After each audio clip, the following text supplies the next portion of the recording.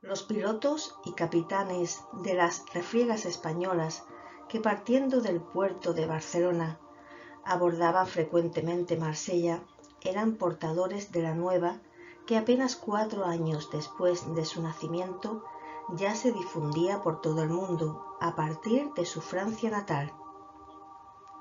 El capitán Ramón Lagier y Pomares comandaba el vapor El Monarca. Un día llegó a Barcelona trayendo los aludidos libros y se encontró en una calle con don José María Fernández Colavida, hombre de gran corazón, mente vigilante, que traía el alma amargada por diversos reveses. Lagier, que había superado un trauma personal gracias a la lectura y las enseñanzas de la literatura de la nueva doctrina, le dio uno de los libros a Fernández. Tal impacto y emoción realizó la lectura del mismo en la inteligencia de don José, que al día siguiente, muy pronto, visitaba el barco de Pomares, manifestándole su entusiasmo. En cuanto tomaban café en el camarote del capitán, analizaron ampliamente el asunto y de eso surgió la idea de hacer una traducción española, de la cual se incumbía Fernández, muy versado en la lengua de Víctor Hugo. El capitán Lagier y Pomares nació en Alicante, hijo de un proscrito por las leyes monárquicas. Pasó su infancia en el campo, en la casa de sus abuelos, donde aprendió las primeras letras. Llevado de vuelta a su ciudad natal, amplió los estudios y se inició en la carrera de marinero. Comenzó la travesía del Mediterráneo en barcos de cabotaje aún muy joven. Contraería matrimonio y comenzó a constituir familia, que con el paso del tiempo fue aumentada con 4 hijos. Las exigencias de la administración lo obligaban al trabajo intenso y luego se ve dirigiendo su propio barco. Cuando suponía haber alcanzado sus máximas ambiciones, se murió la compañera. Como si eso no bastase, reveses en los negocios lo llevaron a perder su barco y su capital. Quedó con los hijos huérfanos, sin tener siquiera a los abuelos para abrigarlos. Una epidemia de cólera que devastó al país le robó la compañera en tan difícil situación. Consigue empleo en una compañía marítima española y por tal motivo es obligado a viajar constantemente con periódicos alejamientos de los hijos. Decide entonces llevarlos a vivir en Marsella, en cuyo puerto tocaba asiduamente el barco en que trabajaba, ya al comando, y donde le era permitido permanecer más tiempo en tierra, juntamente con los hijos. Inscribe a sus 2 hijos en un colegio dirigido por jesuitas y a las 2 niñas las dejó bajo la custodia de la familia encargada de la casa armadora, establecida en aquella ciudad. Hombre honrado, fiel y apto, trabajó intensa y eficazmente para dar a los hijos lo mejor a su alcance. Todavía la fatalidad le sigue los pasos. Al regresar de uno de sus viajes, encuentra muerto a uno de sus hijos, víctima de violentas prácticas de sodomía que le habían sido impuestas en el colegio religioso. Al mismo tiempo, se entera de que la casa en que dejara a sus hijas las había prostituido. Corre indignado a pedir justicia a los tribunales y castigo para los perversos. Tocó en todas las puertas posibles, pero las organizaciones religiosas gozaban de una impunidad que los hacía vanos a sus esfuerzos. Al contrario de conseguir justicia, le atribuyen actos no merecidos que le hacen perder el empleo, el dinero que penosamente ahorrará en muchos años de trabajo, y la fe en los hombres y en Dios. Volvió lleno de profundo desánimo a España. creciendo en su alma la idea del suicidio. Tan cruel era el dolor que lo asaltaba.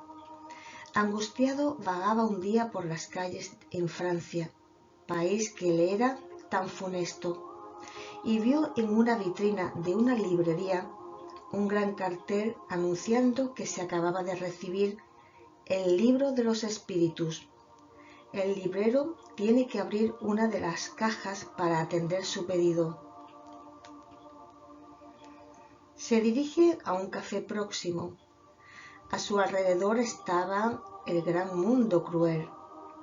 El sol iluminaba fulgurante el caserío, Lagier y Pomares. A nada de eso dio importancia. Ávido de enfrascarse sobre la lectura del libro recién adquirido, adivinando que en sus páginas encontraría consuelo para sus desdichas. Nada ocupaba su espíritu más que el deseo de profundizar en aquella lectura.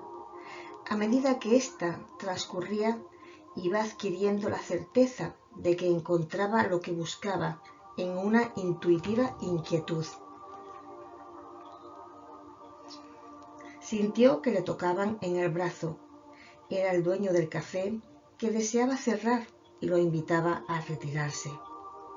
Con los ojos nublados de lágrimas, salió deambulando por la noche, convencido de que en el libro iba a encontrar la luz, el consuelo, la fe que tanto necesitaba para proseguir viviendo y vencer la terrible idea del suicidio que se le volvía obsesión. Terminada la lectura del libro de los espíritus, con un coraje nuevo, dispuesto a recomponer su vida, pasa a trabajar para otra compañía armadora. Al inicio se siente tenso.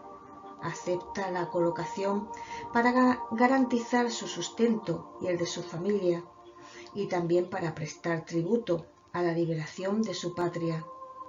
Le cabe colaborar con las huestes políticas que se mueven del exilio, subrepticiamente a favor de España, transportando líderes con peligro de su vida en su barco. Ya no teme la muerte. Tiene absoluta convicción de su inmortalidad y ocupa su efímera existencia en acciones que resultan en el bien y alivio de los sufridores. En breve ve morir a los 3 hijos que le quedaban, uno de ellos recién licenciado en la abogacía.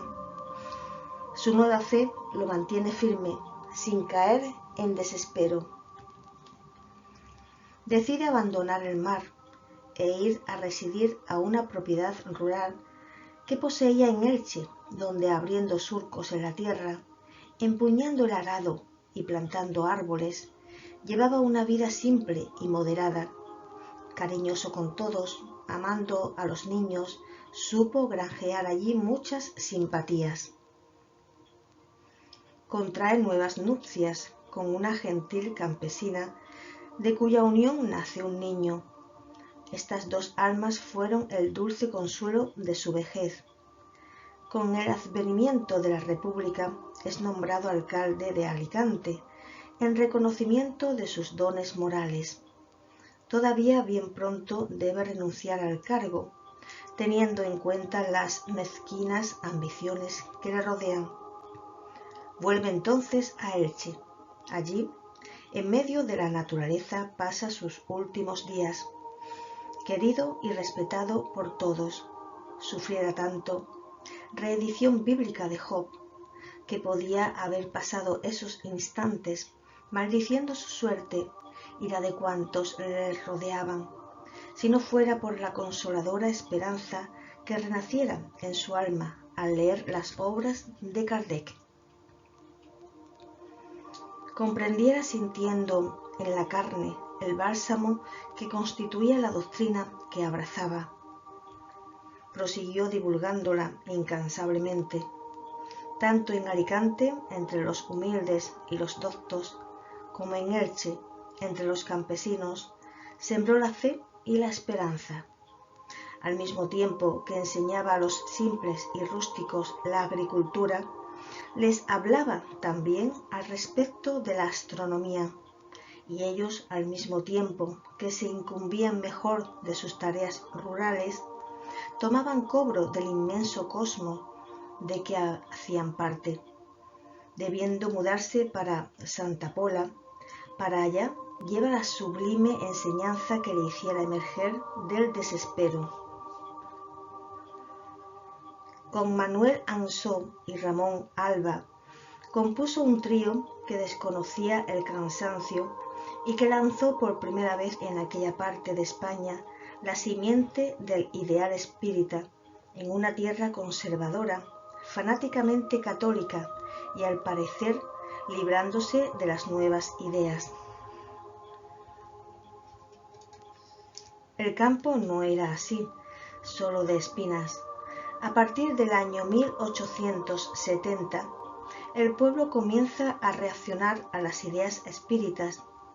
Surge José María Fernández Colavida, bautizado por el Congreso Internacional Espírita de 1888, el primero que se hacía en la historia del espiritismo, realizado 2 meses antes de su fallecimiento. Con el honroso título de El Kardec español, Colavida nació en Tortosa en 1819. Estudiara para ser notario y se destacó en la Primera Guerra Civil. Abandonó entonces aquellas armas y se reunió a las filas carlistas, llegando en ellas a conquistar el título de coronel. Fue íntimo amigo del general Cabrera y tuvo meritoria actuación junto al mismo. Terminada la guerra, perseguido en la derrota, emigró para Francia. Allí aprendió con perfección el idioma francés. Después del indulto regresó a Barcelona, donde recibió la noticia de la muerte de su padre, fusilado por rencores políticos, y la de su madre, por imprudencia de un cazador. Después fallece la hermana, con quien vive. Sumáranse todos esos acontecimientos, muy próximos unos de otros. Colavida vive un drama difícil de ser soportado, pues se unían a las atribulaciones una serie de restricciones de que era víctima por sus antecedentes políticos. Conoce entonces el espiritismo por intermedio de Lagier y Pomares, y con su propia esposa, Ana Campos, que luego se reveló una excelente médium, pudo encarar con mayor seguridad sus estudios de la nueva filosofía, ya que los trabajos de la señora Ana en telegrafía psíquica despertaron poderosamente las atenciones de los entendidos e inclusive de Allan Kardec, con el cual Colavida tenía profundas relaciones de amistad. Fernández Colavida era un poderoso magnetizador y profundo psicólogo. Hizo magníficos trabajos de regresión de la memoria, tales como, por ese tiempo, simultáneamente y sin que ninguno de los dos lo supiese, el célebre coronel de Rochas realizaba en Francia. Esas experiencias resultaron con el estímulo del vizconde Antonio de Torres Solanot en el lanzamiento de la revista de estudios psíquicos y en el Centro Barcelonés de Estudios Psicológicos. Hizo también las primeras traducciones del francés de las obras doctrinarias. En el transcurso de la Guerra Civil, se adhiere a las huestes que luchaban por la libertad con una actuación tan eficaz que mereció por reconocimiento patente de coronel por haber estado en las primeras filas del pretendiente y también teniendo en cuenta los grandes méritos de su acción en beneficio de la legalidad y del gobierno de su restauración, pues había evitado con tacto e influencia mucho derramamiento de sangre. Colavida, agradecido por el ofrecimiento, no lo aceptó, alegando que sus arraigadas convicciones no le permitían aceptar títulos de instituciones que pugnaban por sus propias ideas.